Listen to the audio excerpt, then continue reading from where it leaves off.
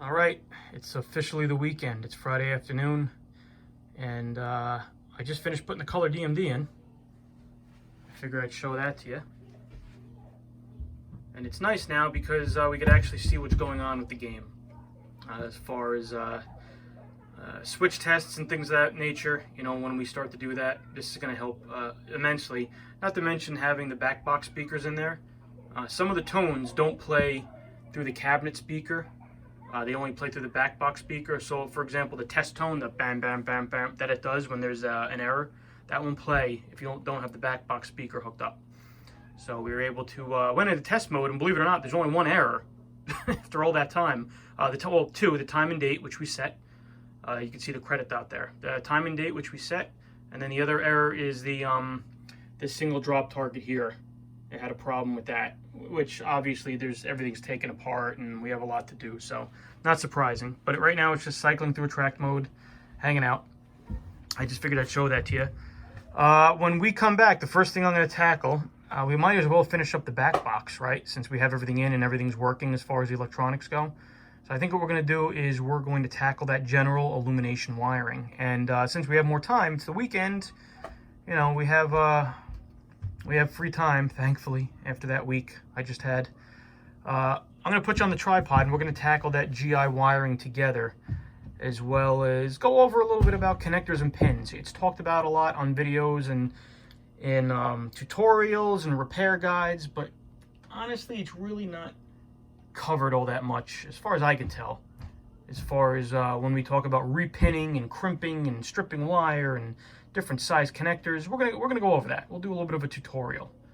Why not? So when we come back, I'll set us up on the tripod. I'll set up our tools, our pins, and our connectors, and we'll go through it step by step. How's that sound? We'll be back. All right, so we're sitting here, we're at my bench / desk, and I figured we'd talk a little bit about connectors, right? Like I said in the last part of the video, everyone talks about repinning connectors, replacing headers, replacing pins, burnt connectors. What does that really mean? Maybe you know, maybe you don't. All right, so I figure we'll do a little overview of it. Honestly, I could probably spend a couple hours talking about connectors and the different types of connectors, but we're going to focus on two main types for our purposes here. All right, we have two main ones you're going to run into when you're in the back box of a pinball machine, are 0.156 and 0.100. Okay, if you know your math, you know that the 0.156 is bigger than the 0.100. Okay, those are the two main ones, and mostly you're going to deal with 0.156. All right, here's an example. I just bumped the camera, sorry. Here's an example of a 0.156 connector right here. Okay, you can see this is an 11 pin actually. This is what we're going to be using for our general illumination that we're going to tackle in a moment. And this is a 0.156 connector. It's actually a Molex KK series connector. All right. In contrast, this is a 0.100 connector, and I know it's a white background with a white connector, but best I could do right here. All right, you can see the size difference of these two guys. All right, when it comes to the header pins, right, which are the pins that are on the board that you plug the connector into, these are the 0.156 header pins right here. Oh, hopefully I get them in the frame. And these are the 0.100 header pins. Again, you can see there's a big difference there, right? So we have our connector, right, which is also called a housing, right? You have your header pins, which are these right here. These are, they come in these big lengths, and then you break them or clip them to the size you want, all right? The ones I use come in 24 pin lengths that I can clip to what I want, and these come in 40 pin lengths that I can clip to what I want, all right? Now when it comes to the pins themselves, which seems to be the thing that everyone really has a problem with, you have obviously pins that match these two sizes. Starting with the 0.100, you have the 0.100 pins. There you go. Little tiny pin that fits in these connectors right here. You can see on these connectors is this little, comes about a third of the way down the connector. This little window here, that is how this pin, there's a little tang on the back of the pin. When you crimp this pin on the wire and then you insert it into the housing, it locks in via that little window right there, okay? And that's the one size 0.100 pin you have. There it is. Now with the 0.156, you have two different sizes of 0.156 pin, all right?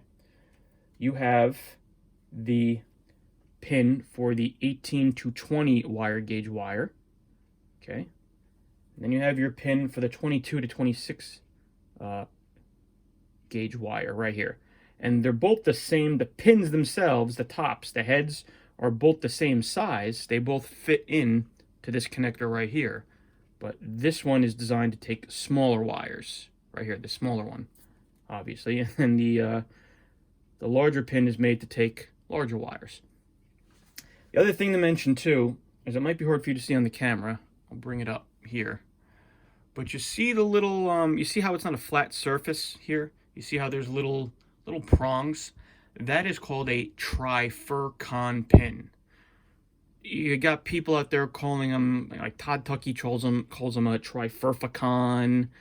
Another guy calls them triuricon. They're called trifurcon. Trifurcon. People calling them the wrong name. People are typing in furficon, this and that. Trifurcon pin. And the reason it's called trifurcon is because when it gets plugged in to one of these headers right here, it grips that header pin, right, on three sides, on the flat part and also on these two prongs, and it makes for a much better connection. Much better connection. I don't know how well you could see that, but trust me, it does. For our purposes, really, most of the time you're going to be dealing with these pins, the 18 to 20 American wire gauge pins. That's actually what we're going to be using today too, when we do our general illumination. All right. Now, when it comes to crimpers, there's also a lot of talk about crimpers. I get asked a lot, what kind of crimpers? You know, what crimpers do I use? What crimpers do you recommend? There's two ways you can go. One way you can go, and I'll bring a set down here to show you from on top of my bench.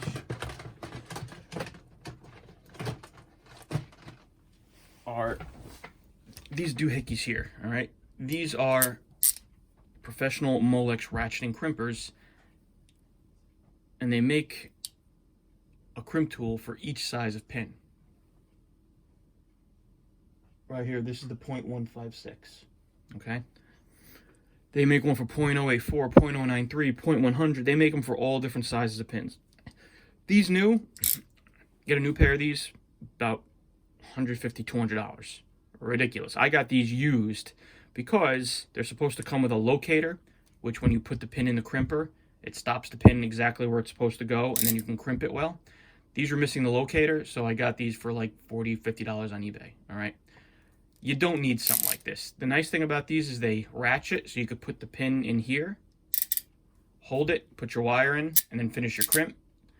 But you don't need these, all right? Especially if you're not doing a lot of this stuff. If you're just a weekend warrior hobbyist, no need to have the crimpers like this. What I recommend are these right here. All right? These are made by Paladin Tools. I forget. I think it's 16801C. Don't quote me on that. I'll actually put it in the description, the actual model number of the tool. These are great. I use these. This is what I'm going to be using today when I crimp my GI connectors. All right. These things are pretty good. They say 0.084 on them, but they could do 084, 093, 062, 156. You know, and we're going to crimp our 156 pins with these today. All right. They're springy, so after you crimp them, you let them go. You don't have to open them up on your own. Well made. And the best part is, if I haven't already mentioned it, you can get these for like $22 to $25 on eBay, Amazon, stuff like that. Good tool, and that's what we're going to be using. Now, you notice the jaws here, if you could see. I know our light's not great. It says 18 to 20 down here on these jaws, and 22 to 24 on the top jaws. And that just corresponds to the size of pin and wire, right? So if we're using thicker wire with 18 to 20 gauge pins, we use these jaws. If we're using thinner wire with smaller pins, we use the top jaws. Simple as that. Very simple.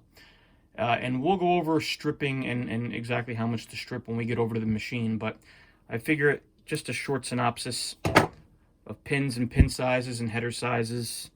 Talked about a lot, really not explained all that much.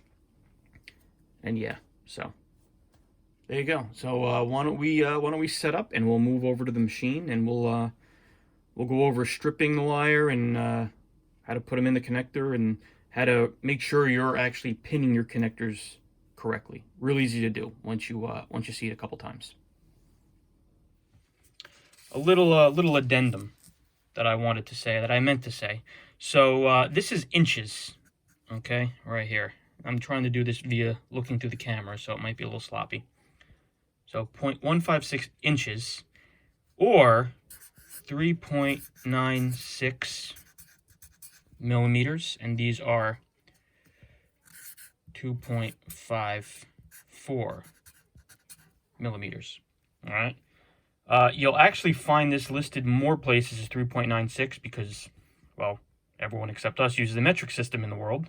So for the bigger ones, 0.156 inches or 3.96 millimeters.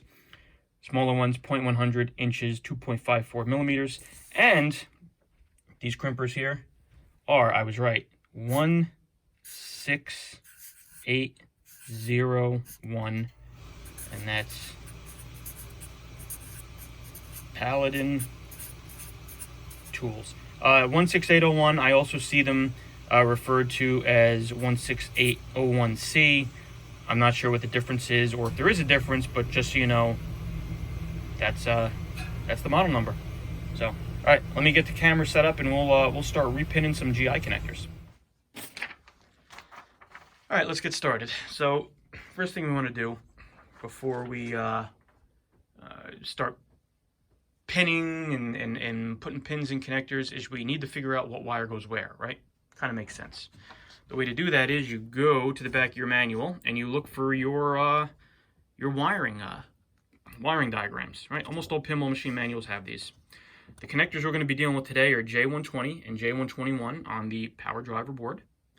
And right there you see it shows you which wire goes where and what that wire does. For example, pin number 3, it's a yellow wire and it's the return from the GI lighting to the back box. Okay? And now you see the other pins, NC, that means not connected. So there you go. So really on that 11-pin connector, all we need, we're just going to put 4 wires in that connector. Pretty easy, pretty self-explanatory. And the ones that are, say, NC, we're going to leave blank. Easy peasy. Now the thing not to get screwed up on is this. You see, we're used to listing numbers left to right and up to down from least to greatest, right? Sorry if I'm shaking this. However, when we go to the board, and I have you on a tripod, so I'm going to do my best to show you what I got to show you here without jerking you around too much, right? When you go to the board, and you see our J120 and J121 right there. Sorry. Now, if you'll notice, and you can see it, you'll see it says pin 1 is all the way to the right and pin 11 is all the way to the left. All right, so they list them as we'd expect, top to bottom here. But when we look at the board itself, it's listed right to left. So don't screw yourself up. All right, just keep that in mind as you're pinning. So now that we know that, let's bring out a little bit. And I'll do this and I'll show you because, I'm probably going to be in the frame or in the way. I don't know how. All right, well, I started to crimp pins and everything at the machine, but I forgot I was zoomed in and it really didn't catch much of what I was doing. So I figured since I said I'd do a little crimping demonstration, we'll do it here at the bench, right? What I have here is a 0.156 pin. 18 to 20 AWG, which is American wire gauge. All right. You see there's a bigger part down here and a smaller set of jaws, bigger jaws and smaller jaws, right? The bigger jaws are what's going to hold on to the insulation of the wire, and the smaller jaws are going to get crimped into the actual wire, the actual stranded wire. And that's why when we strip a piece of wire for these pins, we only strip about that much of it. if you could see that getting the light. There you go. You only strip out that much of it, because what you are ultimately trying to do, if you're getting it perfect, is you're laying. If I lay that pin in there, hopefully you could see this. I'm looking at the camera as I do this. That's why it's hard for me to. There we go. Right, is you want the small jaws to grab the stranded piece of wire, and the large jaws to grab the insulation. All right.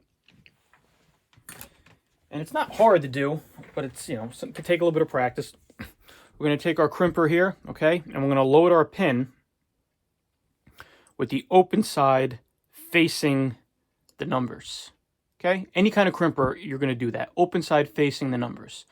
Because what this does, and I'll show you, is when we put the pin in, right, you're going to squeeze it. Obviously, there's no wire in here. And it's going to crimp it closed. Okay, it's going to smush it against the side of the crimper, and that's what's going to cause the connection. Right, and then when, here's a crimped pin without any cable in it.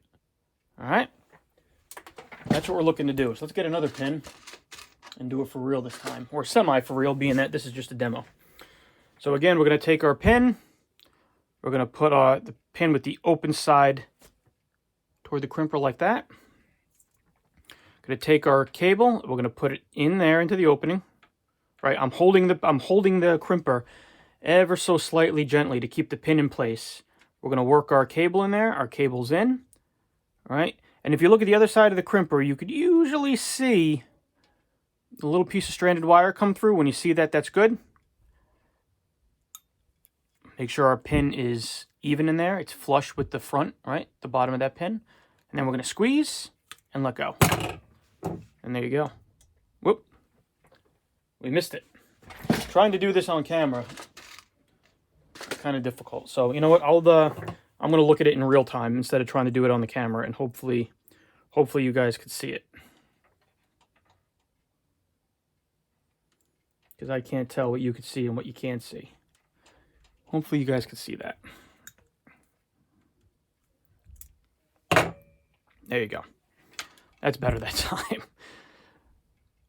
All right. It's a lot easier to do. All this is more difficult when you're trying to do it on camera, but it's a lot easier to do not looking through the camera, actually looking at it in real time.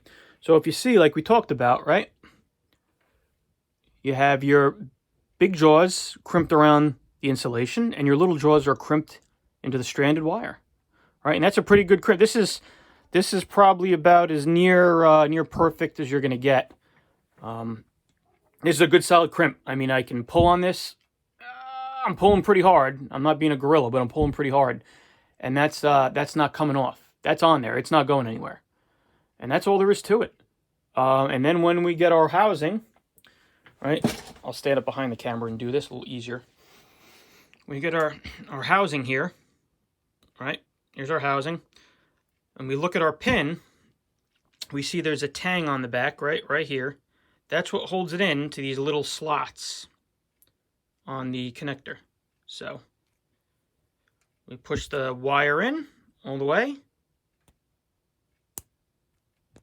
and you'll hear a little snap.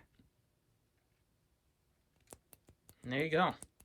You see I'm pulling on that? It's not coming out. That little tang has locked it into the connector housing. And it's going to wiggle a little bit, right? It's going to move a little bit. See how it's moving in and out a little bit? That's fine. It's not a perfect form fit. But that's not going anywhere. I yanked on that pretty hard. And if you do all your crimps like that, you're good to go. You're not going to have any trouble whatsoever. There you go. I know this video wasn't great either, but best I could do with an iPhone and an Amazon tripod. So hopefully that helps somebody. It's not all that difficult to do. And let me tell you, doing this to the pins that need it, they're going to last. They'll outlast you and I. That's for sure. Those connections. So there you go. GI connectors are done. You see this little orange wire hanging out here. I have a theory. I think that is the same orange wire that's there. You can see that this orange wire pulled out of a IDC, an insulation displacement connector, like these here. I think what happened was, I think that's the original orange wire, and that broke somewhere. They couldn't figure out where it broke. So I saw in the cabinet they butt spliced a new piece of orange wire to the old piece of orange wire. So I just think that's a redundant piece of wire. I don't think that goes anywhere. And they replaced it with that piece, and I think that's that seems to be the one that's connected to the cabinet. As a matter of fact, it is. It's connected to a lamp socket on the left side of the playfield. So anyway, there you go. Not too hard. It's for 10, you know, about 10 wires, 11 wires. Not so bad. And our GI is it is now complete. It's now done. What I'll do is I'm going to plug in my bulbs in the back box, and we'll give it a test to see if it works, if we have enough bulbs. So, and we'll test that out when we come back. Okay. Success. So we're repinning those wires and cleaning up that connector. Our general illumination now works. A lot of it's been taken off the playfield, but the bulbs that are still working work. You can see them working there. They weren't before. And I stuck one LED in the back box just to test if that back box GI was working, and it obviously is. So cool. That's another thing down to get this thing on its way to working 100%. So I think what the rest of the day is going to be taking apart this stuff. And like I said, I'll make a video of getting that path of adventure out of there somehow.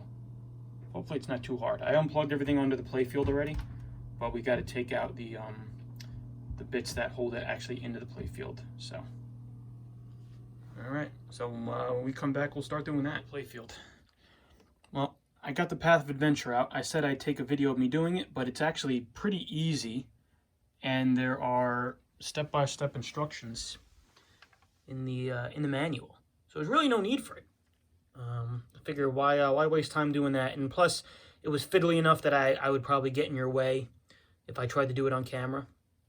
So the only thing I will tell you is you don't need to remove the C-clip on the front bracket. I did, and it went flying, so I have extra C-clips. But, yeah, it would have been better if I just didn't lose the original one. So anyway, here's our path of adventure. You want to be careful. You don't want to lay this right down on the ground because there's a lot going on under here, as you could see. Just take a quick look. Scan down with the camera. Now, a big problem with the path of adventure, and you can see it here, you're probably actually better off putting it face down. As you can see here is the switches get mashed up, the switch terminals, okay? And that happens because balls come, this is the front of it, face of the front of the game. Balls come and they jump and they whack into the switch terminals. And you can see they're not touching. And the reason they're not touching now is because I cleaned them up a little bit. These were all folded on top of each other. And if that happens, that's going to be a short. That's going to come up in your switch test, and it's going to short out, and it's going to cause all kinds of wacky stuff to go on with the game. So you don't want that to happen. This one here I haven't had a chance to fix, but you can see how close that is to coming into contact with each other. So yeah, we're gonna straighten that up before we put this back. And the other ones are okay, you know, for the most part. It's just those two in the front get the most abuse because they're in the front, right in the path of where the ball travels. Now right here, I don't know if you can see it. It looks like we're missing a lighting connector, I think. I don't see one around here. I see this guy right here. And I don't see another... Oh, here it is. Sorry. You can see we're missing a lighting connector here. This guy was taken off and just kind of shoved back there. I don't know what that's about. I didn't disconnect him. Somebody did at some point, and I'm wondering why. Because it looks like it was purposely tucked under there so it would stay out of the way. But it's supposed to go and be plugged into here, which we'll do off camera. Because it's too hard for me to do on camera. So, yeah. So that's it. Not too bad. This definitely needs a cleaning. Straighten that up real nice. But that frees up that whole upper left part of the playfield so we can get to those plastics. And that's really the last part, major part of the playfield that we got to take apart, which is kind of good. We could get the rest of the plastics off, and we'll go from there. All right, so something else I'm going to do. Number one is we went and we fixed our switches. You can see we bent our leads away from each other on this side and this side. That was the front. I also found this guy back here in the back of the playfield. I know it's a little dark, but he was touching where he shouldn't have been. So that was also a possible short. So I took care of that. One thing I'm going to do is, if you remember the last, when we looked at this last, this little connector was unplugged from these pins here. There's also a similar connector over here with pins, and these are the light boards. I got to tell you, these wires, especially this one, is putting a lot of stress on this header right here, and I wouldn't be at all shocked if the solder was cracked. If we had a cold solder joints and cracked solder joints from all the tension that this was putting on this header right here. So what I'm going to do is I'm going to reflow. This happens a lot from vibration, from contact with the ball. Not necessarily these particular ones right here, but just in general. A lot of times you might have a lamp board like this that doesn't work, and you're like, oh, why doesn't it work? Is the problem in the back box? Is there a broken wire? Well, 90% of the time, it's because the solder joints are cracked. All right, I had this in Whirlwind, and I touched up the solder joints, and it worked great. Now, if you really want to do this from soup to nuts, what I would say you do is desolder everything and put brand new solder on there. We're not going to do that. We are just going to touch up the solder that's there, heat it up, and then add a little bit of new solder. All right, and that's what we're going to do right here. Turn our tip a little bit, clean this up. Sometimes I don't practice good solder tip maintenance. We're just gonna heat up our solder tip right, our solder point right there. I'm gonna add some more solder. Good. We're gonna go right down the row and do this.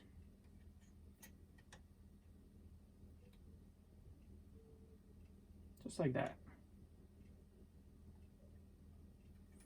As we do it, we want to make sure that we're not bridging any solder joints. These pads aren't terribly close together, but they're close enough that, you know, there's definitely potential. And what I'll do is I'll get my big magnifier to my left, and I'll put it under there, and I'll double check to make sure we didn't bridge anything. But this is just, you know, doing this. This is a key pin. Really don't need to do that one. Doing this is just one of those things that it's not hard to do. And while you have it out, why not, right? I mean, that prevents us from putting this all back together, turning the game on, finding out that the lights aren't working here, having to take the whole damn thing off.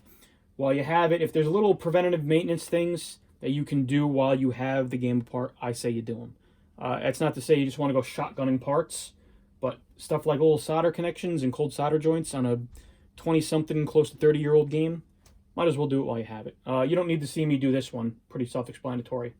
But we are going to do one more thing to this before we put this aside when we come back. All right, so we touched up our pins.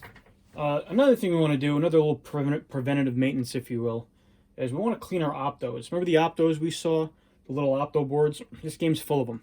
And the thing we got to make sure of is that they're clean. All right, because if the emitter can't emit and the receiver can't receive, it's going to be a problem. So what we're going to do is we're going to take a Q-tip, little Windex. We'll spray the Windex on the Q-tip real carefully. We don't want to spray it all over the game itself or all over the piece itself.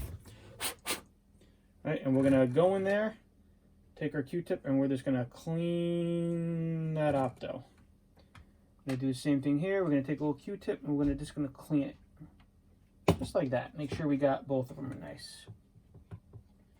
All right, make sure we got in there. All right, looks like we probably did. We still got some Windex on there. Probably good enough to clean this guy. All right, this is the receiver. Make sure we didn't leave any lint in there that could obstruct it. And we're also going to clean this guy here. I'm going to clean the emitter. Now, these emitters, they look pretty dark. A lot of times when the emitter looks a little dark, the LED emitter, it means it's probably no good. And the way we could test that later is we can hook this back up, put it in switch test. We'll stick our finger through here, and then we'll see if it gives us a switch closure, right? Because these are just switches. Just think of them as switches. They're not magic. If it gives us a switch closure when we put our interrupt that beam, that means that the emitter and the receiver are both working. If not, well, we bought extra emitters and receivers. We can always pop it off, you know, put a new one on. These little boards are, you know, easy enough to solder on if you remember, and replace them. So what I'm going to do now is I'm going to basically replace these bulbs on the bottom side. There's not too many of them. And then we're going to set this aside for the top to be wiped down when it's time, and that pretty much takes care of our path of adventure, at least for now, until we find any other problems, right? So we'll be back. Moving on. Just a side note, if some of these bulbs get stuck in here, if you wind up breaking a bulb in the socket trying to get it out, you could desolder the socket. It's a 3-point socket, and then you can push from the back and get the piece of broken bulb out. So just a little pro tip for you that is coming in handy right about now. All right, so that path of adventure turned out to be a major pain in the neck. I know I can see what people are saying now when they talk about it. Basically, in order to replace the bulbs, we had to take both these lamp boards out. I broke a bulb. I had to take the lamp socket out, get the glass out, resolder it. What a pain in the neck. But it's done. But because it was such a pain in the neck, you might wonder what I'm doing. I have it hooked up to the 3 connectors here, resting on this milk crate, right? We don't want to put it on its bottom because we don't want to smash any of these switch leads. But we have it like this because we're going to start up the game.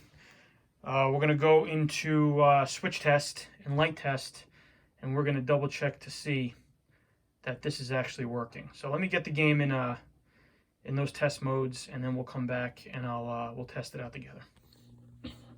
All right, we have it in switch test now, and we can test our switches. So we're going to test, there's a bunch of them here. Try to do this one-handed. There's one, and there's 2, it makes a sound. Let's test our opto. Oh, there's the opto, that works. Here are the other lanes, good. This one, that one. Our other opto worked. There we go. There we go. All right, so that's good. So all our switches work, as well as our optos on the path of adventure. Now the only thing that troubles me is I'm wondering why this one bulb is lit up. So let's try to go to, see if I can do this with you guys. Let's try to go to test. I have switch test lit up, and the Playfield's up. So I have to kind of hit the buttons on the coin door and look around here. There we go, switch. Oh, this is fun. We're gonna go for all lamps. There we go. So now we can take a look and see all our lamps are lit. And we can tell right away, this one right here, in the under the lane separator, the rollover divider, is not lit. We'll go around here, we'll look at it like this. Probably easier to see like this, right? And it would appear that we're all good, except for this guy right here. See, and that's why we didn't put this thing back in before we tested it. This guy's having an issue. And then the middle bulb over here is having an issue. Oy. This was the biggest pain in the butt to get out, but looks like it's coming back out, huh? All right, so let me take a look at that, see if we could figure this out, and I'll come back when it's hopefully working. Okay, we're back. I had to take the rollover guides off anyway. I got to take that one off, but I got to take it off anyway, so I was able to access that from the top of the Playfield, thankfully. And the light that's supposed to light up the pit, that just needed the leads inside the socket adjusted. And now we have them all lit up, so we're good to go. Our path of adventure is working as far as the lights and switches go. I have it on lamp test. That's why the switches aren't making a sound right now. But we're good. Cool. So that little piece, just got to clean it off, and then we're set. Awesome. Well, I figured since we have the path of adventure, the lights and the switches working, being that it's out and it's right in front of us, we might as well finish this up now. So, only things we really have to do, we got to replace the put you like this. We got to replace the rubbers on the rollover guides. All right, we're gonna take those off. I have my rubber kit came, my Titan rubber kit. I didn't get a chance to show you yet, but I do have that. And my new orange posts I got from Titan, that came too. So we are all set to clean and replace. make this look nice. All right, so there we go. Put that guy over there. All right, so these screws we're gonna save. And again, I'm trying to do this on camera and looking through the camera as I do it to make sure you could see it. These star posts and rubbers, garbage. These we're gonna save though. I didn't buy new ones of those because you know what? They really don't go bad or get damaged all that much. You know, they're not really getting a whole lot of high impact from the ball, so I just clean them. And again, these rubbers and these star posts, gone. I'm gonna get a little bit of cleaner for our rollover guides. Now I just use for like little plastic stuff like this. I just use some general what's this? All-purpose cleaner from Target. Don't use that on your Playfield, all right? Because the moisture could soak into the Playfield or potentially soak in. You don't want that to happen. I just use this on the plastics. You know, like the silk screen plastics and everything. I use this stuff. Or you could use some Novus one. All right, so those are nice and clean. Good to go. Good to go. For our Playfield, we'll do this like this. For this plastic part of the Playfield on the Path of Adventure, I'm just gonna wipe it down like this with some cleaner, some of that same cleaner. I'm not getting too crazy with Novusing this, you know, these plastic sides and everything. I'm sure I probably could, but I'm not. As far as the that red plastic goes too, you have a little bit of texture to the top part of it, like a brick texture. If you could see that. That's why I want to get a nice microfiber cloth to get in there, especially on the textured parts, to get the get that dust out of those textured parts, because the dust will stick in there. Clean this little edge here, that little edge there. Okay. Looking better already. Now, we got to be careful, because now what we want to do, there you go, put him like that. Now we want to do a little bit of Novus on the actual mini Playfield itself. And we're just going to take a little bit. This Novus is kind of old. A little bit, like that much, right? And usually you'll take the bulbs out of here, but we're not going to do that just because we went through so much putting them in. We're just going to try to be careful of them. All right, and we're just going to clean with our finger around the Playfield, around the mini Playfield, the Path of Adventure, right? And you can see all the gunk we're getting up. Now Novus is slightly abrasive. It's very good at getting all this gunk out.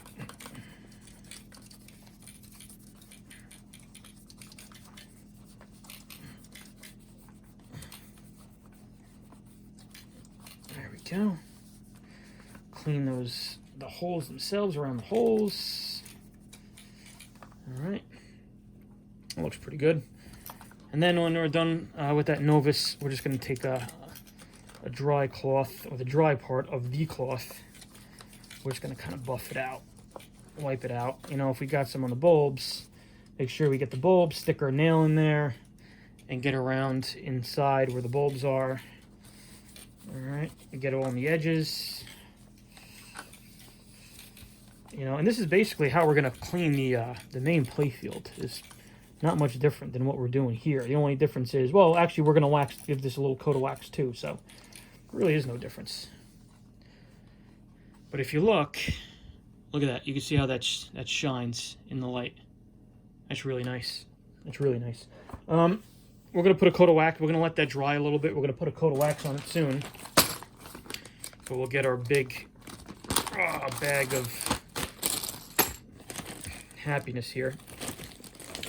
I ordered new balls as well. I had one brand new pinball. I ordered 6 more for the game. whatever. And the here are the rubbers that are going to go on the on these posts here. All right, the 5/16, and they're clear. That's the that was the specified rubber combination for this game. And you know what, I got to tell you, at first I was a little, I don't know if I mentioned this before, just roll them onto there like that. I was a little skeptical at first, like clear rubber. But you know what? I mean, with all the oranges and all the colors in the Playfield, the orange posts themselves, the bright yellows, I think the posts and everything can stand on their own. I really don't think they need colored rubber. I think it actually might be too busy with all the color on this Playfield. So I think the clear was a good call on whoever kind of designed that that particular rubber kit for Titan. They're user designed. So I'll take my star posts, I'll roll that rubber on there. Be a little stiff, that's okay. You know, and if your star posts aren't in bad condition, you know, I mean, these are probably more yellow than orange, but I like the orange. Or maybe they were orange and they're faded. Like this one here, besides that rubber on it, you can clean that up with a toothbrush. It's actually this one's in good shape, but I figured, what the hell. I think these were 57 cents a piece. I mean, come on.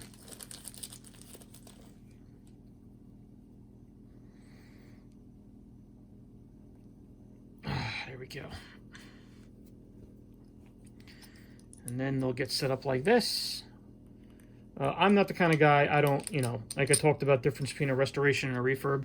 I don't go and tumble my metal parts or my screws or anything like that. That's a little bit above or beyond what I'm willing to do. Oops, come back here.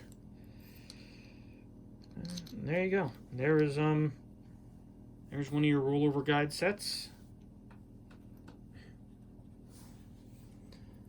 And here is put this one together.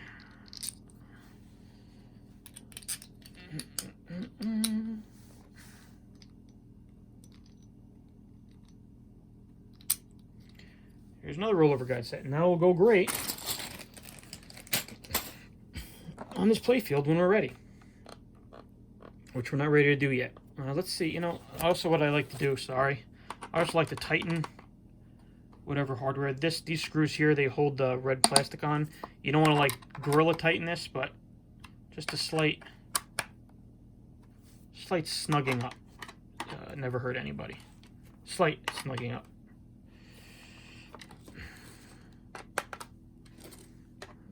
See, like that. Snug these up a little bit, because this hardware all has a tendency from age, heat, vibration to come loose. Snug these screws up a little bit here. Snug these up. Now you can tell right here, that one lost the screw, because I have a regular slotted screw in there. And me without my slotted screwdriver. My stick. Oh well, I'll have to get that later. But yeah, we'll tighten this guy up. Boop. We'll tighten this guy up when we get a chance. So the next thing we're gonna do is we are going to put a coat of wax on this. I'm not gonna show you that. I'll show you about waxing when we do the main Playfield. There's really no reason to sit here and wax this for you. But I will show you that to you when we get to the main Playfield. But we're gonna put a coat of wax on this, buff it out, put our rollover guides back on there, tighten that one screw. We're going to test it again. We'll put it back in the machine and test it again to make sure I didn't loosen anything or screw anything up. And if that's done, then this is the first piece that we are totally done with and ready to install when we're done with the rest of everything else. Getting there. Slowly but surely. All right, so we are completely torn down. Well, actually, we got to get that corner plastic. But other than that, we're pretty torn down. Still debating on whether I want to rip out the idol. I think we're going to try to clean around him. I'm not. I don't relish taking him out, but we'll see. So as you can see, pretty dirty. There's our opto board for the Path of Adventure down there. And all down here, you can see the dirt. Really dirty around over here. This part I kind of started to clean already. You could see kind of the difference right there. And up around here, around these slings is super dirty. Coil dust from the slingshot coil travels. Up and around here, we're gonna take this plastic off in the corner here, and all the schmegma that gets that collects in here. So yeah, it's pretty gross. Nice thing is, we could take these right out because we have to rebuild these anyway. This one actually stuck. This one's total. This one's complete. This one's not. So whatever. We'll figure that out. Also, we have to redo our drop target here. We might as well do that while we have the playfield torn apart. I guess that'd be the smart thing to do. We got to take the assembly out via the bottom. Got to take a look at this assembly because this one's giving us an error, but obviously it hasn't been played, so that's probably why. We got to figure all this out before we rebuild the top of the playfield. So. Yeah, so I am going to clean this whole thing, and then I'll come back and show you what it looks like compared to how it looks now. Going to be a night and day difference. All right, we have the center drop target assembly out. Here's our new drop target in the bag. Here's our new stickers. In order to get this apart, we had to unscrew it from the bottom of the game. It was held up like this to the bottom of the playfield. 1, 2, 3, 4, 5, 6 screws. Those two middle bottom ones weren't used. And first thing we got to do to get to the drop targets is we have to take this board off here, this circuit board right here. These are the optos and everything that tell the game when the drop target's gone down. It's a little different. They actually have these 3 C clips that go 1, 2, and 3 right there. Take off our washers. And then they have these little rubber grommets around them. We're just going to carefully lift it off evenly. Trying to do this one-handed. Come on. And that lifts off, and it shows us how we're mounted there. See? Here is our board. There's our 3 optos. I don't know if they work. We could actually probably plug this in during the switch test, switch edges, and put a little screwdriver in between those optos to double check to see if they're working. Actually, maybe we will do that. I'm also going to reflow while we have it out. Reflow the header pins on here. Why not? Probably not a bad idea from all the up and down vibration this gets when it gets reset. So that's done, or that will be done, I should say. Then here's our 3 drop targets. Basically, to get these off, not that hard. C-clips at here. We're not going to do them all, just this one here, right? Take these 2 C-clips out, pop the drop target out, disconnect our spring, right? And then we're going to do reconnect our spring, pop it back in there, put the C-clips back in, and we're back in business. I will take all these out, only because I want to clean them up. Clean this backing plate up, as well as put the new decals on. It'd be a lot easier to do it with the drop targets out than if I tried to do it with them in, obviously.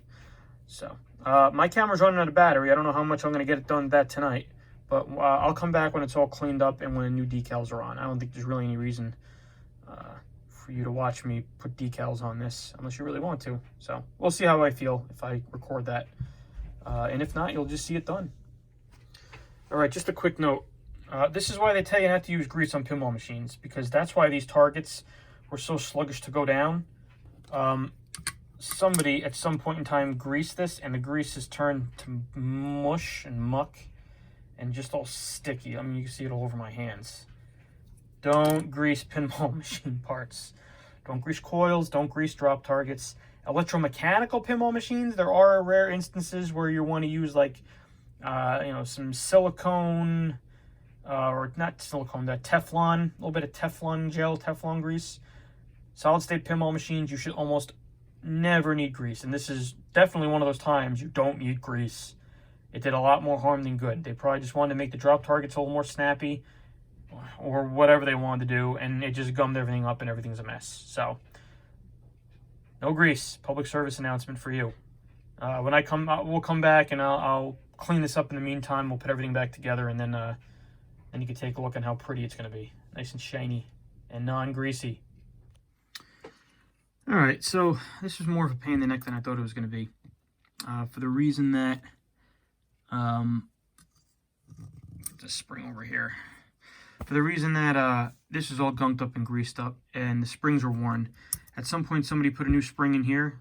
I put new springs in these two over here, using the remnants of this spring kit I have. This isn't for pinball, it's just a general spring kit.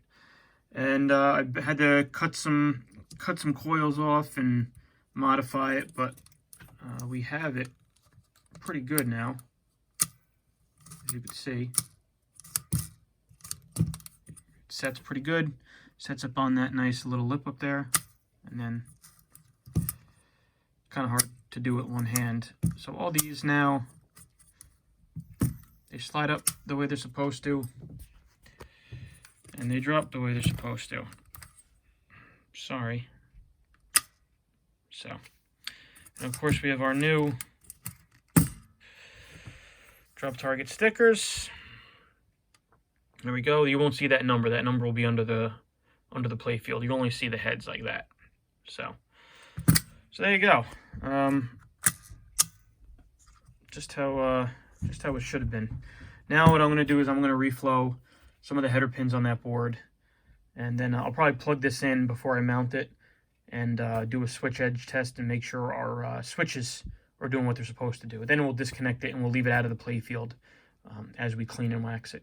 I have a feeling that the single drop target further towards the back of the Playfield, I think I'm going to have the same problem. I mean, I really had to degrease this thing. I was using alcohol and a ton of Q-tips and rags. It was a mess. It was the hardened grease in conjunction with the worn out springs, and I didn't feel like going and buying a drop target spring for $2, so I just went with what I had. No one's going to see this anyway, and hey, if it works, right? It's a spring. So all right, we'll come back when I get a chance to test this.